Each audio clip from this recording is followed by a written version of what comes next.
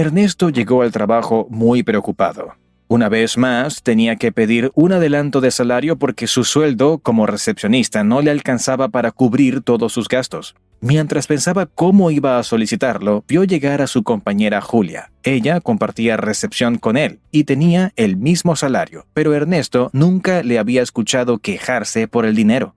Ese día, Ernesto tomó valor y le preguntó a Julia cómo podía vivir sin deudas e incluso tomar 2 semanas de vacaciones todos los años, si ambos tenían un bajo salario. Ella le respondió que todos los meses, apenas cobraba, identificaba sus gastos habituales como la renta, los servicios y la comida, y los organiza dentro de la regla 50-30-20. 50% de sus ingresos para los gastos habituales o básicos, el 30% para los gastos personales y el 20% para el ahorro.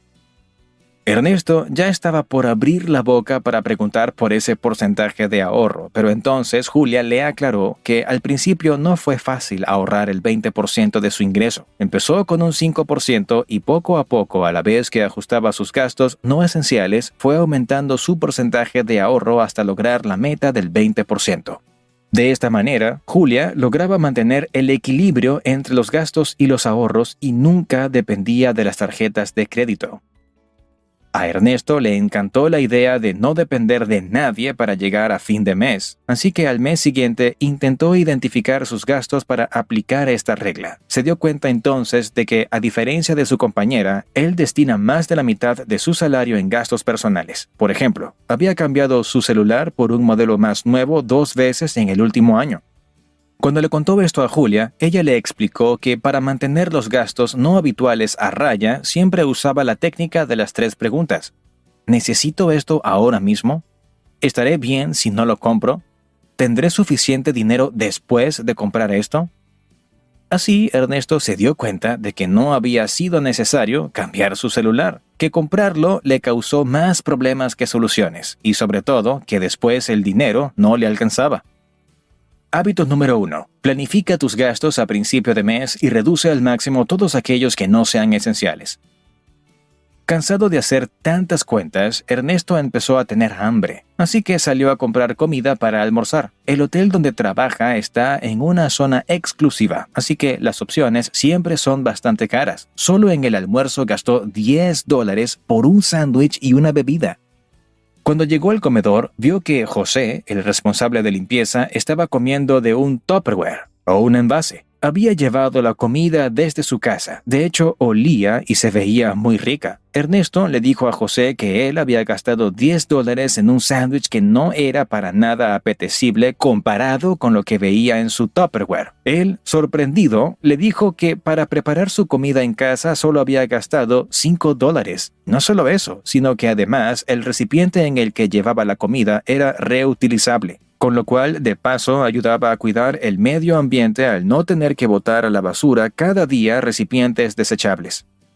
De esta manera, José gastaba $5 menos por día en comida que su compañero. Ernesto, que había aprendido mucho de su charla con Julia, ahora estaba muy atento y se dio cuenta cómo él también podía empezar a ahorrar mucho si empezaba a incorporar estos buenos hábitos. Hábito número 2. Cuestiona todos tus gastos habituales y piensa si podrías reducirlos de alguna manera. Ernesto reflexionó y se dio cuenta de que, si bien en apariencia su estilo de vida era mejor que el de su compañera, al final terminaba sufriendo porque el dinero nunca le alcanzaba. Finalmente, entendió que se había acostumbrado a un estilo de vida que costaba más de lo que ganaba. Si bien era un reto recortar sus deseos y vivir dentro de sus posibilidades reales, era mejor que estrangularse con deudas innecesarias. Por eso, empezó a buscar información para organizar sus ingresos. Mientras volvía de su trabajo, se puso a escuchar un podcast sobre finanzas y comenzó a aplicar una gran recomendación: eliminar todas las opciones de pago o rellenado automático de los datos de la tarjeta en los sitios en los que compraba con frecuencia. Así, tenía unos minutos más para frenar sus deseos y pensar en cuánto dinero estaba gastando antes de pulsar el botón de comprar. Hábito número 3. Vive acorde a tus posibilidades y no a tus deseos.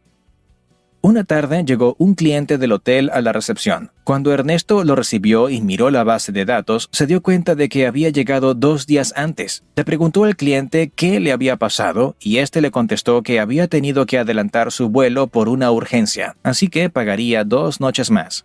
Ernesto se sorprendió cuando el cliente le dio el dinero en efectivo y no una tarjeta de crédito para pagar a cuotas. No entendía cómo podía sobrarle dinero para semejante gasto imprevisto. El cliente le contó que cuando era pequeño, su familia había tenido una vida muy dura y muchas veces el dinero no les alcanzaba. Su madre siempre guardaba 2 paquetes de arroz de más en una alacena. Así, si alguna vez su familia no conseguía suficiente dinero, tenía 2 bolsas de arroz para alimentarse. El cliente aprendió de esta experiencia y por eso siempre contaba con lo que él llamaba un fondo de emergencias. Así, siempre podía superar una crisis temporal o incluso una pérdida del trabajo.